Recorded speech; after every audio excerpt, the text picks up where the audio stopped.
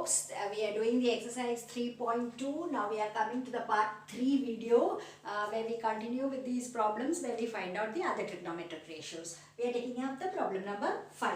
Tan x is minus 5 by 12 and x is in the second quadrant. So if the x is in the second quadrant, we have to find out the other trigonometric ratios. We know that second quadrant is dominated by sine and cosec. So as a result, that is why tan is getting that negative value. We have learned that the moment you get tan, what we are going to do, we are going to find the reciprocal ratio. So let's find the reciprocal ratio. Cot x. The cot x value is going to be minus 12 by 5. So that gets our ease, and we said that we are following a certain strategy. We follow it everywhere. Moment you are given tan, we will use identity and get sec from there. From there we get cos, and that's how our action plan is. So let's move like that. From tan we are going to quickly find out sec. And do we know the sign for sec? Because we are in the second quadrant, negative, because second quadrant only sine and cosec can be positive. So it is minus of root of 1 plus tan squared x. What happens? 1 plus tan squared x, it will come to 25 by 144. 5 squared is 25 and 144. So let's solve this and let's see what is going to come. This is like into 144 into 144. So this will come to 144 plus 25, that is 169 by 144. So that is like minus 13 by 12. So you get the sec value as minus 13 by 12. That allows us to quickly get the cos value also. So let's take the cos value from there. Cos x therefore comes to, the value for cos x is coming to minus 12 by 13. So you have got the cos value is minus 12 by 13. Now having got this, we are going to the, having got sec and cos, now we'll have to find out what is sine. So let us see how to get the sine. For sine, we are going to do, whether it is going to be positive or negative, it's positive because it is in the second quadrant. So therefore this is going to be root of 1 minus cos squared x. And that is going to come up like root of 1 minus cos squared x. For us it's 144 by 169. We can solve this into 169 into 169. It will come to root of 169 minus 144 by 169. Which further works to 25 by 169, and that will be like it's 25 by 169, that will come to 5 by 13. So you get the sine value as 5 by 13, by which we quickly get the cosec value also. The cosec value will therefore come to 13 by 5.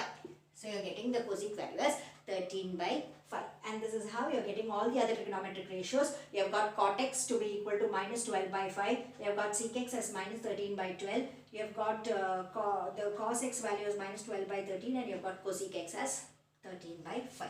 This is how you get the trigonometric ratios over here. Now that is about our problem number 5. Now we are going to go to problem number 6, but there is a difference in the problem over here. The difference is like this, that find the values of trigonometric ratios. Till now we were finding other trigonometric ratios, but here now they are asking you to find the value of the trigonometric ratio sine 765. So the strategy and the approach is going to vary. That means you have to find a value, half, 1 by root 3 by 2, minus 1, plus 1, like that. You have to find the value of what this trigonometric ratio is. So what we have to do is, first you have to locate this angle, in which quadrant it is lying. That we have to first locate. And it's on the basis of that we are going to proceed and we are going to find out what the value is like. Now whenever you have to locate this, our first strategy is to get this angle as a multiple, in terms of multiple of 360. Always keep the multiple of 360 in your mind, that 360 into 2 is 720 and 360 into 3 is probably 1080. 360 into 4 is 1440, and so on, of course. So let's keep basically this much in mind and let's see how we can use this. Writing sine 765 is as good as writing sine 720 plus 45. Why do we write it like this? Because we want this multiple to come into picture. So the multiple of 360 we have got over here plus 45. There are two advantages. One is that you have got the multiple of 360 over here. Second, we have got a standard angle over here. Two advantages. That is why we have broken it up like this. So you have got sine 720 plus 45. Now, a multiple of 360 behaves like 360 itself. And there is a logic like this, that whenever you have a quadrant where we have these 4 angles scattered, every angle in this first quadrant, every angle is of the type 360 plus theta or 90 minus theta. Yeah, you can understand that this is 0, this is 90, then this is 180 and this is 270. Again, when the arm rotates and comes back, this again becomes 360. So any angle which is of the type 360 plus theta again comes back in the first quadrant, because there will be an arm like this. This arm will keep on rotating, moving. It comes here, it comes back to the first quadrant, means it behaves like as it is in the first quadrant. So any angle which is of the type 360 plus theta is actually in the first quadrant.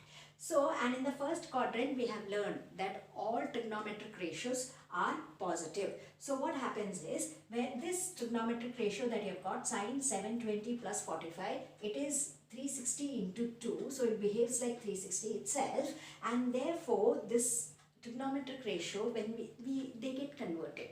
Okay, sine 360 plus theta will become sine theta without any sign change.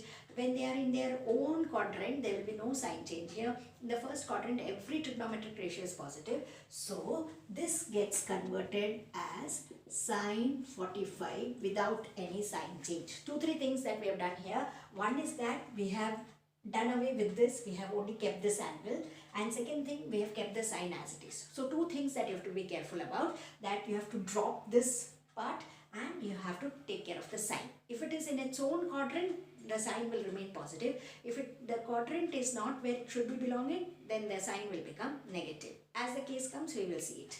Now sine 45, it's a familiar angle to us. We know what is sine 45. Sine 45 we know is 1 by root 2. So the angle comes to 1 by root 2. So too many concepts we have learned, but as we do keep on doing problems, things will become very simple and very easy. All the time remember that somehow you should get a multiple of 360 into the picture and your work becomes easy. Similar problems we are taking it up in the next video.